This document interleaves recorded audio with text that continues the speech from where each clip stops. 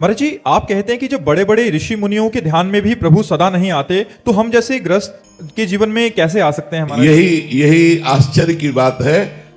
भगवान बड़े बड़े मुनियों के ध्यान में नहीं आते, लेकिन भगवान बालवत स्वभाव, सरल स्वभाव, नमन कुटिलाई, ऐसे को जल्दी मिल जाते हैं।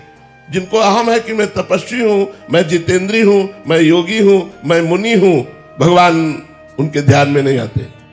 लेकिन जिसको ये भाव है मैं अधम हूं, मैं नीच हूं, मैं किसी योग्य नहीं हूं, और वो भगवान को पुकारे तो भगवान बहुत जल्दी उसको ग्रहण कर लेते हैं। इसलिए बड़े बड़े मुनियों के भी हृदय में तपस्या का अहंकार होता है।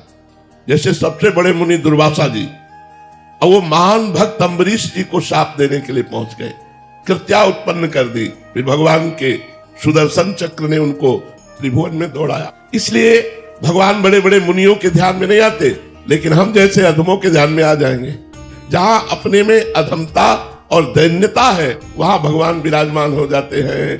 देखो, तो हम ये बताना चाहते हैं कि जहां दैन्य है, जहां अकिंचनता है, जहां अहंकार नहीं है, वहां भगवान हृदय में प्रकाशित होते हैं। अगर अपनी तपस्या का भी अहंकार है तो चाहे जितना ध्यान लगा लो, भगवान ध्यान में आने वाले नहीं। बात यहाँ ये है। और अगर ऋषि मुनि संतों को भगवान ना मिलते हो तो वो जीते किसके सहारे हैं? उनका जीवन का मतलब क्या रह गया? मिलते हैं, लेकिन जब तक अहंकार होता है साधना का, तब तक भगवान ध्यान में नहीं आते।